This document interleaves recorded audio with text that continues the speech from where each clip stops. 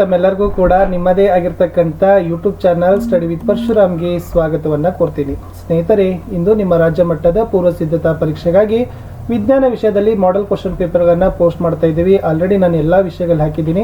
So Kannada post ಮಾಡಿದ್ದೀನಿ ನಿಮಗೆ, ಆಮೇಲೆ ಹಿಂದಿ ಮಾಡಿದ್ದೀನಿ, SS ಮಾಡಿದ್ದೀನಿ, ಮ್ಯಾಥ್ಸ್ ಮಾಡಿದ್ದೀನಿ, ಇವತ್ತು ಸೈನ್ಸ್ ಇದೆ, ಇಂಗ್ಲೀಷಲ್ಲಿದೆ. ಸೊ ಪ್ರತಿ ವಿಷಯದಲ್ಲಿ 2 ಸೆಟ್ ಕ್ವಶನ್ ಪೇಪರ್ಗಳನ್ನು ನಿಮ್ಮ ಮಾಡೆಲ್ ಕ್ವಶನ್ ಪೇಪರ್ಗಳನ್ನು ಸಹಿತ ಕೊಡ್ತಾ ಇದ್ದೀವಿ. ಸೊ ಮಾಡೆಲ್ ಕ್ವಶನ್ ಪೇಪರ್ 1, 2, 3, 4 ಅನ್ನು ನೀವು ವಿಡಿಯೋಗಳನ್ನು ನೋಡಲೇಬೇಕು. ಅಷ್ಟು 4 ನೀವು ಸಾಲ್ವ್ ಮಾಡಿದ್ದಾದರೆ ಖಂಡಿತವಾಗಿ ಪಾಸ್ ಆಗ್ತೀರಿ. ಸೊ ವಿಡಿಯೋದ ಡಿಸ್ಕ್ರಿಪ್ಷನ್ ಬಾಕ್ಸ್ನಲ್ಲಿ SSLC model question paper 1, 2, 3, 4 key answers ಅಂತಿದ್ದಾವೆ. ಅಲ್ಲಿ ಹೋಗಿ 4 ಕ್ವಶನ್ ಪೇಪರ್ಗಳನ್ನು ಮೊದಲು ನೋಡಿದ ಮೇಲೆ ಸೊ ಖಂಡಿತವಾಗಿ ನೀವು ಪಾಸ್ ಆಗ್ತೀರಿ. ಅವುಗಳನ್ನು ತಪ್ಪದೇ ನೋಡಿ ಅಂತ ಹೇಳ್ತಾ 2 ಸೆಟ್ ಕ್ವಶನ್ ಪೇಪರನ್ನು ನಿಮಗೆ ಮೋಸ್ಟ್ ಎಕ್ಸ್ಪೆಕ್ಟೆಡ್ ಕ್ವಶನ್ಸ್ಗಳು ಸಹಿತ ಬರ್ತವೆ ಎಲ್ಲ ವಿಷಯಗಳಲ್ಲಿ. ನೋಡಿ, ಲೈಕ್, ಶೇರ್ ಮತ್ತು ಸಬ್ಸ್ಕ್ರೈಬ್ ಮಾಡೋದನ್ನು ಮಾತ್ರ ಮರೆಯದಿರಿ. ಸೊ ಇವತ್ತು ನಾನು ಕೇವಲ ಭೌತ ವಿಜ್ಞಾನದ ಪ್ರಶ್ನೆ ಮತ್ತು ಉತ್ತರಗಳನ್ನು ಕೊಡ್ತಾ ಇದ್ದೀನಿ. ಬಹು ಆಯ್ಕೆ ಪ್ರಶ್ನೆಗಳಲ್ಲಿ ಮೊದಲ ಪ್ರಶ್ನೆ ಇತ್ತು, ಕೆಳಗಿನವುಗಳಲ್ಲಿ ನಿಮ್ನ ಮಸೂರಕ್ಕೆ ಸಂಬಂಧಿಸಿದಂಥ ಸರಿಯಾದ ಹೇಳಿಕೆ ಅಂತ ಕೇಳಿದ್ದಾರೆ. ಸೊ ನಿಮ್ನ ಮಸೂರದ ಗುಣ ಏನಾಗ್ತದಪ್ಪ ಅಂದ್ರೆ ಅದು ಬೆಳಕಿನ ಕಿರಣಗಳನ್ನು ಕೇಂದ್ರೀಕರಿಸ್ತಕ್ಕಂಥ ಗುಣ ಅದು ಹೊಂದದ. ಎರಡನೇ ಪ್ರಶ್ನೆ, ರೋಧಶೀಲತೆಯ SI ಏಕಮಾನ ಯಾವುದು ಅಂತ ಕೇಳಿದರೆ ಸೊ ರೋಧಶೀಲೆದು ಓಮ್ ಮೀಟರ್ ಅಂತ ಬರ್ತದೆ. So ohm metre is the right answer. ಪ್ರಶ್ನೆ 3, ಒಂದು ಪೀನ ಮಸೂರದಿಂದ ವಸ್ತುವಿನ ಚಿಕ್ಕದಾದ ಮತ್ತು ಸತ್ಯ ಪ್ರತಿಬಿಂಬವನ್ನು ಪಡೀಲಿಕ್ಕೆ ಈ ವಸ್ತುವನ್ನು ಇರಬೇಕಾದ ಸ್ಥಾನ ಅಂತ ಕೇಳಿದ್ದಾರೆ. ಸೊ ಅದು ಯಾವ ಥರನಾಗಿರ್ತಕ್ಕಂಥದ್ದು ಅಂತ ಕೇಳಿದ್ರು. ಸೊ ನೀವು ಅದನ್ನು ಏನು ಮಾಡಬೇಕಾಗಿತ್ತು ಸ್ನೇಹಿತರೆ, ನೀಟಾಗಿ ಅರ್ಥ ಮಾಡ್ಕೋಬೇಕಾಗಿತ್ತು. ಫಸ್ಟು ಅದರ ಸ್ಥಾನ ಎಲ್ಲಿ ಬರ್ತದೆ. ಸೊ ಎಲ್ಲಿ ಬರ್ತದಪ್ಪ ಅಂದ್ರೆ 2F1ಗಿಂತ ದೂರದಲ್ಲಿ ಅಂತಕ್ಕಂಥದ್ದು ಏನಾಗ್ತದೆ, ಸರಿಯಾಗಿ ಬರ್ತದೆ. ಪ್ರಶ್ನೆ 1 ಅಂಕದ ಪ್ರಶ್ನೆ ಇತ್ತು, ಸಂಗಮ ದೂರ ಪ್ಲಸ್ 0.5 m ಇರುವ ಒಂದು ಪೀನ ಮಸೂರದ ಸಾಮರ್ಥ್ಯವನ್ನು ಕಂಡುಹಿಡಿಯಿರಿ ಅಂತ ಕೇಳಿದ್ದಾರೆ. ವೆರಿ ಸಿಂಪಲ್ ಆಗಿ ನೀವು ಅದನ್ನು ಏನು ಮಾಡ್ಬೋದಾಗಿತ್ತು ಸ್ನೇಹಿತರೆ, ಕಂಡುಹಿಡಿಬಹುದಾಗಿತ್ತು. ಏನು ಕೊಟ್ಟಿದ್ದಾರೆ ಅದರಲ್ಲಿ, ಎಸ್ ಸಂಗಮ ದೂರ ಕೊಟ್ಟಿದ್ದಾರೆ, F ಕೊಟ್ಟಿದ್ದಾರೆ, ಪ್ಲಸ್ 0.5 ಮೀಟರ್. ಮಸೂರದ ಸಾಮರ್ಥ್ಯ ಇಸ್ಕೊಲ್ಟು 1 ಸಂಗಮ ದೂರ, power of lens is equal to 1/F. So 1/F ಏನಾಗ್ತದೆ, 1/0.5 ದಟ್ ಈಸ್ ದ +2 ಡಯಾಪ್ಟರ್ ಅಂತಕ್ಕಂಥದ್ದು ಬರ್ತದೆ. ಇದು ಸೂತ್ರ ನಿಮಗೆ ನೆನಪಿದ್ರೆ ಖಂಡಿತವಾಗಿ ಬಿಡಿಸ್ತೀರಿ.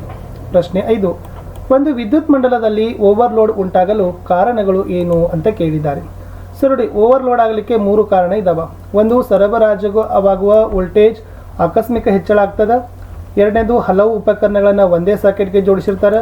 ಮೂರನೇದು, ಸಜೀವ ತಂತಿ ಮತ್ತು ತಟಸ್ಥ ತಂತಿ ಎರಡೂ ಕೂಡ ಏನಾಗ್ತಾವಪ್ಪ ಅಂದ್ರೆ ಸಂಪರ್ಕಕ್ಕೆ ಬರ್ತಾವೆ. ಈ 3 ಕಾರಣಗಳಿಂದ ಓವರ್ಲೋಡ್ ಉಂಟಾಗ್ತದೆ. ಮುಂದಿನ ಪ್ರಶ್ನೆ 2 ಮಾರ್ಕ್ಸ್ ಕ್ವಶನ್. ವಿದ್ಯುತ್ ಮಂಡಲದಲ್ಲಿ 50 ಓಮ್ ರೋಧವಿರುವ ಒಂದು ವಿದ್ಯುತ್ ಬಲ್ಬನ್ನು 10 ವೋಲ್ಟ್ ಬ್ಯಾಟರಿಗೆ ಸಂಪರ್ಕಗೊಳಿಸಲಾಗಿದೆ. ವಿದ್ಯುತ್ ಬಲ್ಬ್ ಮೂಲಕ ಹರಿಯುವ ವಿದ್ಯುತ್ ಪ್ರವಾಹ ಮತ್ತು ಬಲ್ಬನ ವಿದ್ಯುತ್ ಸಾಮರ್ಥ್ಯವನ್ನು ಕಂಡುಹಿಡಿಯಿರಿ. ಸೊ ಹೇಗೆ ಬರೀತೀರಿ, R = 50 ohm, V = 10 volt, I ಕಂಡುಹಿಡಿಬೇಕು, P ಕಂಡುಹಿಡಿಬೇಕು. ಸೂತ್ರ ಏನು ಹೇಳ್ತದೆ, V = IR. ನಾವು ಮೊದಲು ಏನು ಮಾಡ್ಕೊಳ್ಳೋಣ, I ಕಂಡುಹಿಡಿಯೋಣ. I = V/R. ಸೊ 10/50 ಅಂದರೆ 0.2 ಆಂಪಿಯರ್ ಅಂತ ಬರ್ತದೆ. ಅಂದರೆ ವಿದ್ಯುತ್ ಪ್ರವಾಹ 0.2 ಆಂಪಿಯರ್ ಆದಾಗ ನಾವು ಪವರ್ ಕಂಡುಹಿಡಿಯೋಣ. P ಕಂಡುಹಿಡಿದಂತೆ ಏನಾಗ್ತದೆ, P = I ಅಂತ ಆಗ್ತದೆ, P × I. ಸೊ 10 × 0.2 ಅಂತಾಗ ಸೊ ಎಷ್ಟಾಗ್ತದೆ, 2 ವ್ಯಾಟ್ ಅಂತಕ್ಕಂಥದ್ದು ಬರ್ತದೆ. ಇದು ನಿಮಗೆ ನೆನಪಿರಬೇಕು, ಸೂತ್ರಗಳನ್ನು ನೋಡ್ಕೊಡ್ರಿ. ಪ್ರಶ್ನೆ 7, ಓಮ್ನ ನಿಯಮವನ್ನು ಅಭ್ಯಾಸ ಮಾಡಲಿಕ್ಕೆ ಉಪಯೋಗಿಸುವ ವಿದ್ಯುತ್ ಮಂಡಲದ ಚಿತ್ರ ಬರೀರಿ, ವೋಲ್ಟಮೀಟರ್ ಅನ್ನು ಗುರುತಿಸ್ರಿ. ಸೊ ನೋಡಿ, ಇದು ಓಮ್ ಮೀಟರ್ ಏನು ಹೇಳ್ತದಪ್ಪ ಅಂತಂದ್ರೆ, ಚಿತ್ರದಲ್ಲಿರುವಂತೆ ಒಂದು ಮಂಡಲವನ್ನು ರಚಿಸಬೇಕು. ಈ ಮಂಡಲದಲ್ಲಿ 0.5 ಮೀಟರ್ ಉದ್ದವಿರುವ ನೈಕ್ರೋಮ್ ತಂತಿ XY 1 ಆಮಿಮೀಟರ್, 1 ವೋಲ್ಟಮೀಟರ್ ಮತ್ತು 1.5 ವೋಲ್ಟ್ನ 4 ವಿದ್ಯುತ್ ಕೋಶಗಳನ್ನು ಜೋಡಿಸಬೇಕು. ನೈಕ್ರೋಮ್ ಎಂಬುದು ನಿಕ್ಕಲ್, ಕ್ರೋಮಿಯಂ, ಮ್ಯಾಗ್ನೀಸ್ ಮತ್ತು ಕಬ್ಬಿಣ ಲೋಹಗಳ ಮಿಶ್ರಣವಾಗಿದೆ. ಇದು ಓಮ್ನ ನಿಯಮ ಅಭ್ಯಸಿಸಲಿರ್ತಕ್ಕಂಥ ವಿದ್ಯುತ್ ಮಂಡಲದ ಚಿತ್ರ, ನೋಡ್ಕೊಟ್ರಿ ಚೆನ್ನಾಗಿ. ಆಮೇಲೆ ಈ ಮಂಡಲದಲ್ಲಿ ನೈಕ್ರೋಮ್ ತಂತಿ XYನಲ್ಲಿ ಪ್ರವಹಿಸುತ್ತಿರುವ ವಿದ್ಯುತ್ ಪ್ರವಾಹವನ್ನು ಆಮಿಮೀಟರ್ನ ಸೂಚ್ಯಂಕ 1 I, ತಂತಿಯ ನಡುವಿನ ವಿಭವಾಂತರವನ್ನು ವೋಲ್ಟಮೀಟರ್ ಸೂಚ್ಯಂಕ V ಅನ್ನು ಗುರುತು ಮಾಡಬೇಕು. ಕೊಟ್ಟಿರೋ ಕೋಷ್ಟಕದಲ್ಲಿ ಪಟ್ಟಿ ಮಾಡಬೇಕು. ಸೊ ಆವಾಗ ಸೊ ಎಲ್ಲ ನಿಮಗೆ ಏನಾಗ್ತದಪ್ಪ ಅಂದ್ರೆ ಇವೆಲ್ಲ ಅಂಶಗಳನ್ನು ನೀವು ಏನು ಮಾಡಬೇಕು, ಗಮನಿಸಬೇಕು. ಇಷ್ಟು ಏನಾಗ್ತದಪ್ಪ ಅಂದ್ರೆ ಓಮ್ನ ನಿಯಮದ ಪ್ರಯೋಗ ಇದೆ. ಸೊ 3 ಮಾರ್ಕ್ಸ್ಗೆ ಕೇಳಿದ್ದಾರೆ. ಅದನ್ನು 2 ಮಾರ್ಕ್ಸ್ ಇದೆ, ಬಟ್ ಅದನ್ನು ನಿಮ್ಗೆ ಆಬ್ವಿಯಸ್ಲಿ 3 ಮಾರ್ಕ್ಸ್ಗೂ ಕೂಡ ಬರ್ತದೆ. ನಕ್ಷತ್ರಗಳು ಮಿನುಗುವುದೇಕೆ ಅಂತ ಕ್ವಶನ್ ಕೇಳಿದ್ದಾರೆ. ಸೊ ನೋಡಿ, ವಾಯುಮಂಡಲದಲ್ಲಿ ನಕ್ಷತ್ರಗಳ ಬೆಳಕಿನ ವಕ್ರೀಭವನದಿಂದ ಮಿನುಗುವಿಕೆ ಉಂಟಾಗಿದೆ ಅಂತ ಬರೀಬಹುದು. ಮುಂದಿನ ಪ್ರಶ್ನೆ 3 ಮಾರ್ಕ್ಸ್ ಕ್ವಶನ್. ಬೆಳಕಿನ ವಕ್ರೀಭವನದ 2 ನಿಯಮಗಳನ್ನು ನಿರೂಪಿಸಿರಿ ಅಂತ ಕೇಳಿದ್ದಾರೆ. ಚೆನ್ನಾಗಿ ಪ್ರಾಕ್ಟೀಸ್ ಮಾಡಿಕೊಡ್ರಿ. ಪತನ ಕಿರಣ, ವಕ್ರೀಭವನ ಕಿರಣ ಮತ್ತು 2 ಮಾಧ್ಯಮಗಳ ಸಂಪರ್ಕ ಮೇಲ್ಮೆಗೆ ಪತನ ಬಿಂದುವಿನಲ್ಲಿ ಎಳೆದ ಲಂಬ ಎಲ್ಲವೂ ಒಂದೇ ಸಮತಲದಲ್ಲಿ ಇರ್ತದೆ. ಎರಡನೇದು ಏನು ಹೇಳ್ತದಪ್ಪ ಅಂದ್ರೆ ಕೊಟ್ಟಿರುವ ಬೆಸಕಿನ ನಿರ್ದಿಷ್ಟ ಬಣ್ಣ ಮತ್ತು ನೀಡಿರುವ ಜೋಡಿ ಮಾಧ್ಯಮಗಳಿಗೆ ಪತನ ಕೋನದ ಸೈನು ಮತ್ತು ವಕ್ರೀಮ ಕೋನದ ಸೈನುಗಳ ಅನುಪಾತ ಸ್ಥಿರನೇ ಆಗಿರ್ತದೆ. ಮುಂದಿನ ಪ್ರಶ್ನೆ, ವಜ್ರದ ವಕ್ರೀಭವನ ಸೂಚ್ಯಂಕ 2.42 ಇದರ ಹೇಳಿಕೆ ಅರ್ಥ ಬರೀರಿ ಅಂತ ಕೇಳಿದ್ದಾರೆ. ಇದನ್ನು ಹೇಗೆ ಬರೀಬಹುದು? ವಜ್ರದ ವಕ್ರೀಭವನ ಸೂಚ್ಯಂಕ 2.42 ಇದರ ಅರ್ಥ ಗಾಳಿಯಲ್ಲಿ ಬೆಳಕಿನ ವೇಗ ಮತ್ತು ವಜ್ರದಲ್ಲಿ ಬೆಳಕಿನ ವೇಗಗಳ ಅನುಪಾತ. ಮುಂದಿನ ಪ್ರಶ್ನೆ, ಪಿನ ಮಸೂರ ಮುಂದೆ 2F1 ವಸ್ತುವನ್ನು ಇಟ್ಟಾಗ ಉಂಟಾಗೋ ಪ್ರತಿಬಿಂಬದ ರೇಖಾಚಿತ್ರ ಬರೀರಿ. ಈ ರೇಖಾಚಿತ್ರದ ಸಹಾಯದಿಂದ F1 ಪ್ರತಿಬಿಂಬದ ಸ್ಥಾನ ಮತ್ತು ಸ್ವಭಾವವನ್ನು ಗುರುತಿಸ್ರಿ. ವೆರಿ ಸಿಂಪಲ್ ಅದ. ಸೊ ಈ ತರನಾಗಿ ಚಿತ್ರಗಳನ್ನು ತೆಗಿತೀರಿ. ಪ್ರತಿಬಿಂಬದ ಸ್ಥಾನ 2F2, ಪ್ರತಿಬಿಂಬದ ಸ್ವಭಾವ ಸತ್ಯ ಮತ್ತು ತಲೆ ಕೆಳಗಾದ. ಇದು 2F1 F1 ಬರ್ತದೆ, F2 2F2 ಬರ್ತದೆ. ಇದು ವೆರಿ ಸಿಂಪಲ್ ಆಗಿರ್ತಕ್ಕಂಥ ನೀವು ಬಿಡಿಸ್ಬೋದು. ಅದನ್ನು ಪ್ರಾಕ್ಟೀಸ್ ಮಾಡಿಕೊಡ್ರಿ. ಒಂದಂತೂ ಕೂಡ ಬಂದೇ ಬರ್ತದೆ. ಅಥವಾ ಕೇಳಿದರೆ ನಿಮ್ನ ದರ್ಪಣದ ಮುಂದೆ ಸಿ ಮತ್ತು ಎಫ್ಗಳ ನಡುವೆ ವಸ್ತು ಇಟ್ಟಾಗ ಉಂಟಾಗೋ ಪ್ರತಿಬಿಂಬದ ರೇಖಾಚಿತ್ರ ಬರೀರಿ. ಈ ರೇಖಾಚಿತ್ರದ ಸಹಾಯದಿಂದ ಪ್ರತಿಬಿಂಬದ ಸ್ಥಾನ ಮತ್ತು ಸ್ವಭಾವವನ್ನು ತಿಳಿಸ್ರಿ. ಸೊ ವೆರಿ ಸಿಂಪಲ್ ಆಗಿ ನೀವೇನು ಮಾಡ್ಬೋದು, ಈ ತರನಾಗಿರ್ತಕ್ಕಂಥ ರೇ ಡಯಾಗ್ರಾಮ್ ಬರ್ತದೆ. ಸೊ ಇದು ಬಿ ಸಿ ಎಫ್ ಬರ್ತದೆ, ಎ ಡ್ಯಾಶ್ ಬರ್ತದೆ, ಬಿ ಡ್ಯಾಶ್ ಅದ. ಇಲ್ಲಿ ಪ್ರತಿಬಿಂಬದ ಸ್ಥಾನ ಸಿನ ಹಿಂದೆ, ಪ್ರತಿಬಿಂಬದ ಸ್ವಭಾವ ಸತ್ಯ ಮತ್ತು ತಲೆ ಕೆಳಗೆ. ನೆಕ್ಸ್ಟ್ ಕ್ವಶನ್, ವಿದ್ಯುತ್ ಪ್ರವಾಹದಿಂದ ಸೊಲೆನೈಡ್ನಲ್ಲಿ ಉಂಟಾದ ಕಾಂತಕ್ಷೇತ್ರದ ಲಕ್ಷಣಗಳನ್ನು ಪಟ್ಟಿ ಮಾಡಿ. ಈ ಸೊಲೆನೈಡ್ನಲ್ಲಿ ಕಾಂತಕ್ಷೇತ್ರವನ್ನು ಹೆಚ್ಚಳ ಮಾಡಬೇಕಾದ್ರೆ ಏನು ಮಾಡಬೇಕಪ್ಪ ಅಂತಂದ್ರೆ ಈ ಕಾಂತಕ್ಷೇತ್ರದಲ್ಲಿ ಹೆಚ್ಚಳ ಮಾಡುವ 2 ವಿಧಾನಗಳು ಯಾವುವು ಅಂತ ನಿಮ್ಗೆ ಏನು ಮಾಡಿದಾರಪ್ಪ ಅಂತಂದರೆ ಕೇಳಿದ್ದಾರೆ. ಸೊ ಇದು ವೆರಿ ಸಿಂಪಲ್ ಅದ. ಸೊ ಲಕ್ಷಣಗಳನ್ನು ಬರೆಯೋಣ. ಫಸ್ಟ್, ವಿದ್ಯುತ್ ಪ್ರವಾಹದಿಂದ ಸೊಲೆನೈಡ್ನಲ್ಲಿ ಉಂಟಾದ ಕಾಂತಕ್ಷೇತ್ರ ದಂಡಕಾಂತದ ಸುತ್ತಲೂ ಉಂಟಾದ ಕಾಂತಕ್ಷೇತ್ರದಂತೆ ಇರ್ತದೆ. ಈ ಸೊಲೆನೈಡ್ನ ಒಳಭಾಗದಲ್ಲಿ ಕಾಂತಕ್ಷೇತ್ರ ಏಕರೂಪದಲ್ಲಿ ಇರ್ತದೆ. ಸೊಲೆನೈಡ್ನಲ್ಲಿ ಕಾಂತಕ್ಷೇತ್ರ ಹೆಚ್ಚು ಮಾಡುವ 2 ವಿಧಾನಗಳು: ಸುರುಳಿಗಳ ಸುತ್ತುಗಳ ಸಂಖ್ಯೆ ಹೆಚ್ಚು ಮಾಡಬೇಕು, ಸುರುಳಿಯಲ್ಲಿ ಪ್ರವಹಿಸುವ ವಿದ್ಯುತ್ ಪ್ರವಾಹ ಹೆಚ್ಚು ಮಾಡಬೇಕು. ಮುಂದಿನ ಪ್ರಶ್ನೆ 4 ಮಾರ್ಕ್ಸ್ ಕ್ವಶನ್.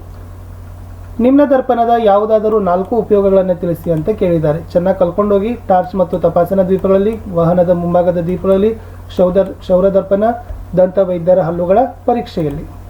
ಇನ್ನು ಸಂಗಮ ದೂರ 10 ಸೆಂಟಿಮೀಟರ್ ಇರುವ ನಿಮ್ನ ಮಸೂರದ ಪ್ರಧಾನ ಅಕ್ಷದ ಮೇಲೆ ಲಂಬವಾಗಿ ಒಂದು ವಸ್ತುವನ್ನು 15 ಸೆಂಟಿಮೀಟರ್ ದೂರದಲ್ಲಿ ಇಟ್ಟಾಗ ಪ್ರತಿಬಿಂಬದ ದೂರ ಕಂಡುಹಿಡಿಯಲಿಕ್ಕೆ ಕೇಳಿದ್ದಾರೆ. ಸೊ ಹೇಗೆ ಕಂಡುಹಿಡಿತೀರಿ? F10 ಕೊಟ್ಟಿದ್ದಾರೆ, U 15 ಸೆಂಟಿಮೀಟರ್ ಅದ. ಸೂತ್ರದ 1/F = 1/P = 1/U. ಸೊ ನಾವು ಫಿ ಬೇಕಾಗದ. ಸೊ ಅವಾಗ ಏನಾಗ್ತದೆ, ಆಬ್ವಿಯಸ್ಲಿ ಅದು F - U ಅಂತ ಬರ್ತದೆ. ಅವಾಗ ಫಿ -6 ಸೆಂಟಿಮೀಟರ್ ಬರ್ತದೆ. ಪ್ರತಿಬಿಂಬದ ಸ್ಥಾನ -6 ಸೆಂಟಿಮೀಟರ್. ಚೆನ್ನಾಗಿ ನೋಡ್ಕೊಡ್ರಿ. ನೆಕ್ಸ್ಟ್ ಕ್ವಶನ್, ಉಷ್ಣೋತ್ಪಾದನಾ ನಿಯಮವನ್ನು ನಿರೂಪಿಸ್ರಿ. ಈ ನಿಯಮವನ್ನು ಅನ್ವಯಿಸಿ ಕಾರ್ಯನಿರ್ವಹಿಸುವ 2 ಸಾಧನಗಳನ್ನು ಹೆಸರಿಸ್ರಿ. ಇದು ಜೌಲನ ಉಷ್ಣೋತ್ಪಾದನಾ ನಿಯಮ ಅಂತ ಬರಬೇಕು. ಓಕೆನಾ? ಆ ನಿಯಮ ಏನು ಹೇಳ್ತದಪ್ಪ ಅಂದ್ರೆ, ರೋಧಕದಲ್ಲಿ ಉತ್ಪತ್ತಿಯಾದ ಉಷ್ಣ ಕೊಟ್ಟಿರೋ ರೋಧದಲ್ಲಿ ಪ್ರವಹಿಸುತ್ತಿರುವ ವಿದ್ಯುತ್ ಪ್ರವಾಹದ ವರ್ಗಕ್ಕೆ ನೇರ ಅನುಪಾತದಲ್ಲಿ ಇರ್ತದೆ. ಸೊ ಜೊತೆಗೆ ರೋಧಕಗಳ ಮೂಲಕ ಹರಿಯುವ ವಿದ್ಯುತ್ ಪ್ರವಾಹದ ಕಾಲಕ್ಕೆ ನೇರ ಅನುಪಾತದಲ್ಲಿ ಇರ್ತದೆ. H = I2RT ಅಂತ ಬರ್ತದೆ. ಈ ನಿಯಮ ಆಧರಿಸಿ ಕೆಲಸ ಮಾಡೋ ಸಾಧನಗಳು ವಿದ್ಯುತ್ ಒಲೆ, ವಿದ್ಯುತ್ ಇಸ್ತ್ರಿ ಪೆಟ್ಟಿಗೆ, ವಿದ್ಯುತ್ ಹೀಟರ್, ವಿದ್ಯುತ್ ಬಲ್ಬ್, ವಿದ್ಯುತ್ ಫೀಸ್. ಆಮೇಲೆ ಬಿ ಕ್ವಶನ್ ಏನು ಕೇಳಿದ್ದಾರೆ ಅಂತಂದ್ರೆ, ವಿದ್ಯುತ್ ಉಷ್ಣೋತ್ಪಾದನಾ ಸಾಧನಗಳಲ್ಲಿ ನೈಕ್ರೋಮ್ನಂಥ ಮಿಶ್ರ ಲೋಹಗಳನ್ನೇ ಏಕೆ ಬಳಸ್ತಾರೆ ಅಂತ ಕೇಳಿದರು. So very easy. ಮಿಶ್ರ ಲೋಹಗಳ ರೋಧಶೀಲತೆ ಲೋಹಗಳಿಗಿಂತ ಹೆಚ್ಚಾಗಿರ್ತದೆ. ಮಿಶ್ರ ಲೋಹಗಳು ಹೆಚ್ಚಿನ ತಾಪಮಾನದಲ್ಲಿ ಸುಲಭವಾಗಿ ದಹಿಸೋದಿಲ್ಲ. ಮಿಶ್ರ ಲೋಹಗಳ ದ್ರವಣ ಬಿಂದು ಹೆಚ್ಚು ಅಂತ ಪಾಯಿಂಟ್ಸ್ ಬರೆದ್ರೆ ಸಾಕು. ಇನ್ನು ನೆಕ್ಸ್ಟ್ ಕ್ವಶನ್ ಕೇಳಿದರೆ, ಓಮ್ನ ನಿಯಮವನ್ನು ನಿರೂಪಿಸಿರಿ. ಗೃಹ ಬಳಕೆಯ ವಿದ್ಯುತ್ ಮಂಡಲದಲ್ಲಿ ವಿದ್ಯುತ್ ಉಪಕರಣಗಳನ್ನು ಸರಣಿ ಕ್ರಮದಲ್ಲಿ ಸಂಪರ್ಕಗೊಳಿಸುವುದಿಲ್ಲ ಏಕೆ ಅಂತ ಕೇಳಿದ್ದಾರೆ. ವೆರಿ ಸಿಂಪಲ್ ಇತ್ತು.